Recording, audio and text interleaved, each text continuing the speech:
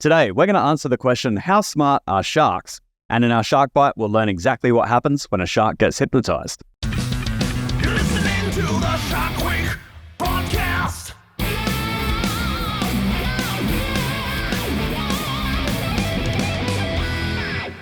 G'day everyone and welcome to the Shark Week, the podcast. I'm your host, Luke Tipple, and today we've got a really fun episode because we're going to answer an age-old trope about sharks. Now, before we get too deep into things, make sure you subscribe to this channel, like the video, and ring that little bell so you never miss another one of our weekly podcasts. The ocean is home to some of the smartest animals on the planet.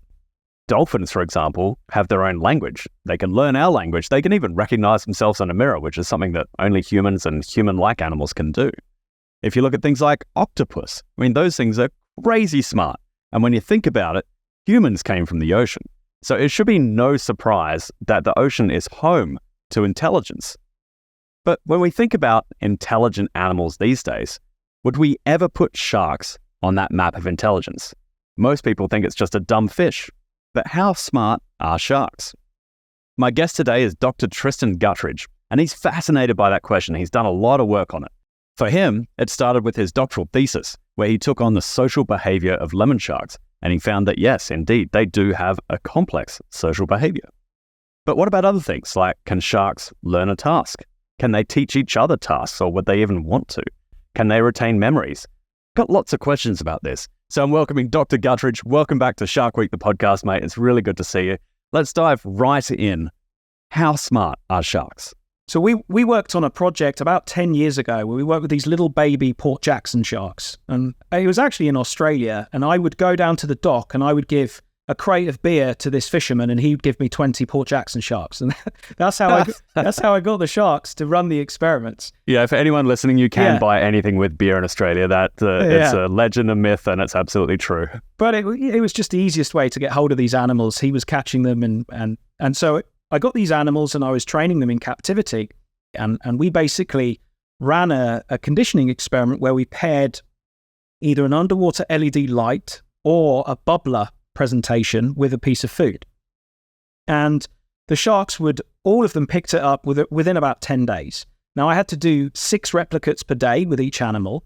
And I have videos of these little Port Jackson sharks. The moment the bubbler got presented, they'd be going over and sucking on these bubbles, even though there's no food in the water. And we retested them 4 to 6 weeks later, and they could do the same thing. They start biting the bubbles straight away. So they have this capacity to learn and able to remember. Well, I think, somebody listening might say, yeah, that makes sense. We've got sharks who are learning how to eat, and that's what sharks do. They're mindless eating machines. They go around and bite things. Like, what evidence do we have of any other type of intelligence other than them trying to capitalize on a feeding opportunity?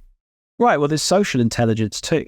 You think about us, we're a very social animal. I think we're more sympathetic and we relate more to animals that are social. Dolphins, elephants, lions, and sharks are actually much more social than we think too. I did a series of experiments working with lemon sharks in the mangroves, this little guy behind me, and I would sit on towers and watch them interact with each other. And every single high tide, these little sharks would come into the mangroves, they'd follow each other, and they form these big kind of social groups, only up to about 20 animals. But what I found was that they had preferred individuals. They had sharks that they would prefer to associate with, like buddies, basically, or familiar individuals. So that made us think, maybe they actually can recognize individuals too. And we even found that in lemon sharks, there was this continuum of sociality, that some were more social than others. Can we infer that different species are smarter than others then? When I first started working with the Port Jackson sharks, I have to say there are a lot of people telling me they're not going to learn a thing. They are literally a swimming nose, a snuffling pig, basically, that lives in the ocean. And they're not going to learn anything. And I proved them wrong. They learn. But what was interesting is we first did the experiment where we used an underwater light, and it really didn't work very well. I did get an association, but it was a lot harder to get than the bubbles. So I think it's dependent on the stimuli and things that you use. And, sharks, there's huge differences in, their sensory capabilities, and some are much more visual than others. Some have much bigger eyes, some have much smaller eyes, some are more lateral line specialists, like your kind of bull sharks. They have really little beady eyes. So, sure. As you know, can we put some kind of parallel to it? Like, could we say, hey, the bigger the shark, the more solitary it is, the smarter it is, or the more schooling behavior a species exhibits, the more socially intelligent they are? Like, if somebody's going to say, what is the smartest shark, is there a simple answer to that? I mean, most people would talk about the brain mass to body mass ratio. Sure. And across all the, I can't remember how many species they've looked at the brain volume in different parts of it, but I think it's something like 80 or 100. So quite a few, representative of various orders as well. And your scalloped hammerheads, your more social species, have a much higher brain mass to body mass ratio than your Port Jackson sharks. But they are both social, but in different ways. And there seems to be more social communication with the scalloped hammerheads. And there does seem to be this association with the more complex the brain is. It tends to be with species that are living in more complex environments, like reef systems and stuff as well. I wonder I've chatted to a lot of fishermen, and they're either kind of in two camps. They say, sharks are just super dumb. They'll come and eat anything that's like flapping around in the water, or they're super smart and they'll wait and they'll strike at the best moment.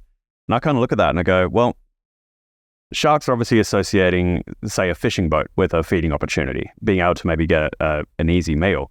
But then you see so many sharks swimming around with hooks in their mouths. Like, wouldn't they learn that there is a massive deterrent to going after that easy food when they've been perfectly capable of feeding themselves for 400 some million years?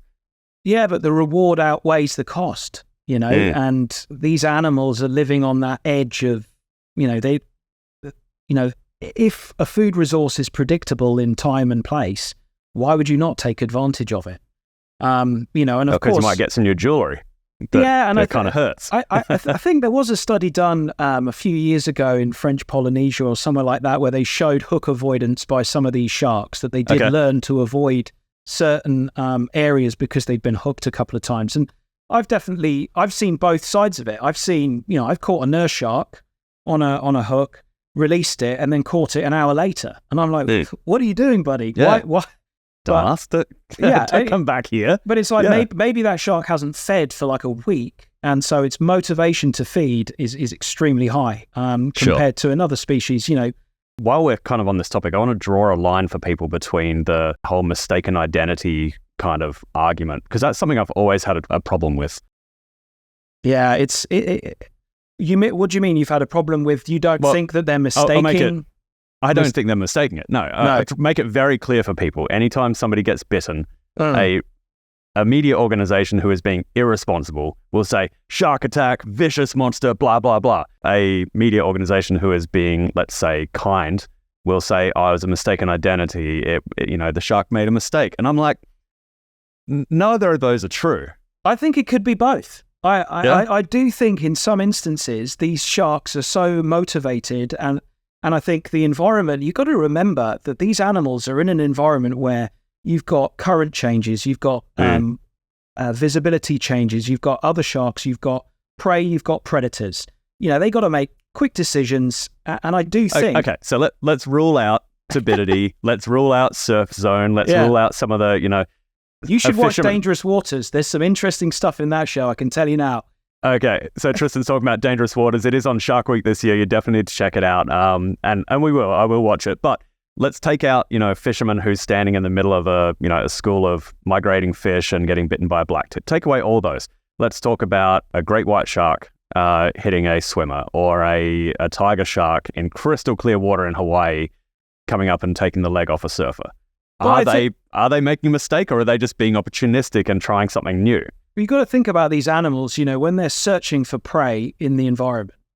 They have like a search pattern in their head, like maybe a shape, a smell, that ticks the box. And obviously through repeated encounters with all these different prey items and things, they get a reward. And so they have this image of that's one of the things they look for. Okay, well that's ticked. The image is there. Okay, well it's moving at the surface. That's ticked. Right, I'm going to go in and check it out. Like, so, you think about the decisions these animals are making. I mean, I think it's a lot. There's a lot more going on, and I also think that it's important to give credit to these animals too. You think about a white shark at full tilt, going for a seal that's maneuvering, that's swimming the way that a seal can swim. These are highly agile animals. and you've got a white shark at 15, 20 meters down, 50 feet down, something like that, that's monitoring an animal that's at the surface. And it's got all these environmental conditions that are changing constantly. It's got a search pattern in its head of what it should be going for, of what a prey item should be, and then it makes a split decision. Could you say that's mistaken identity? Because to the shark, that is a prey item. Do you know what I mean? I think you're right. The way you described it just then made a lot of sense to me, and I haven't heard it that way before, where it's like, you're checking those little boxes of, yes, that outline kind of looks like it from a long way away. Yes, it's in an area where I'm used to seeing that outline kind of from a long way away. But then there's that moment of getting close to it and accelerating. So I wonder if there is that kind of check, and then they go into predation mode. And once you're in that mode, then it's like, it's really hard to dissuade them because, they start putting the systems into gear, and then they're a fighter pilot, triangulating on the prey, right? Right. And then once they're in it, they may as well spend the energy and take a bite and see what it is. True. But we also, we don't see the predation events where they've gone in for a human but not taken it. Do you know what I mean? We only see the one that has happened. We don't know whether there could have been, hundreds of occasions, of some of these locations where you see white sharks and people interact, where a shark was like, "Yep, that's a prey, that's a prey, that's a prey." No, it's not. Off I go.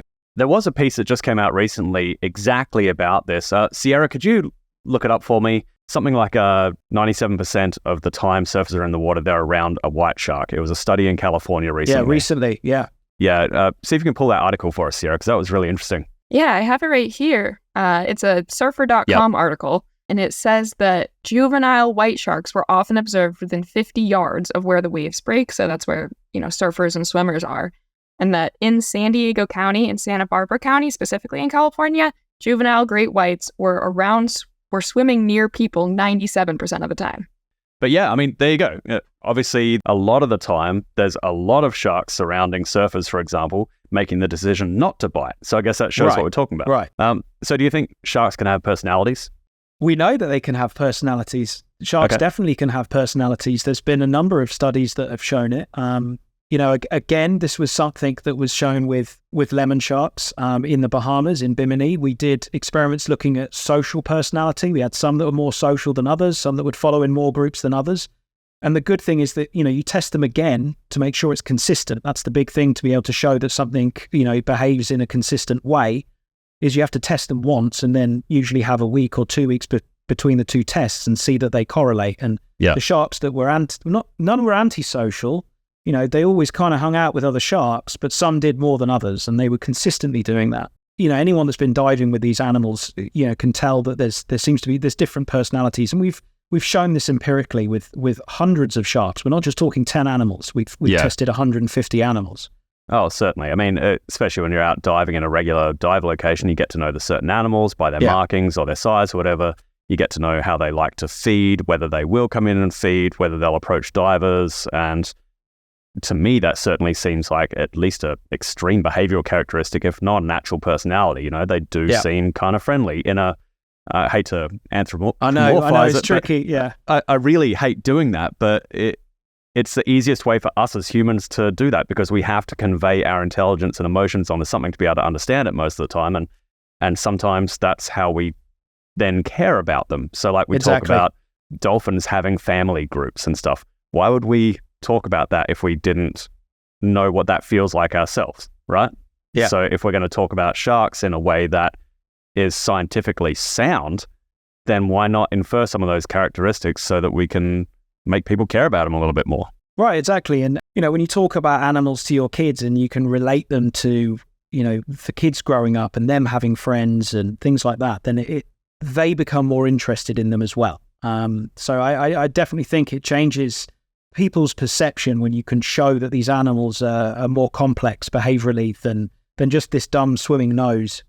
But let's make it easy for people here. Let's sum it up and say, sharks are obviously a very intelligent creature, but what's a parallel? How should people think of them? Are they a dumb fish, or are they a what? No, I mean, if you think about sharks, most of sharks live for a similar life, have a similar life to us. These are animals that are not reaching maturity until they're 12 or 14 years of age, most of them.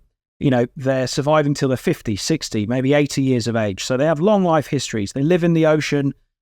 They have environments that are changing, some that are predictable. Like these animals have evolved over 400 million years. Like it absolutely makes sense that they have complex behavioral capabilities. For us to even think that an animal that's been on the planet for 400 million years, that lives as, some animals up to like 400 years of age, to think that they can't learn, that they don't have complex social hierarchies, or, they can migrate from one place to another 1,000 kilometers apart and go exactly back to where they were a year before.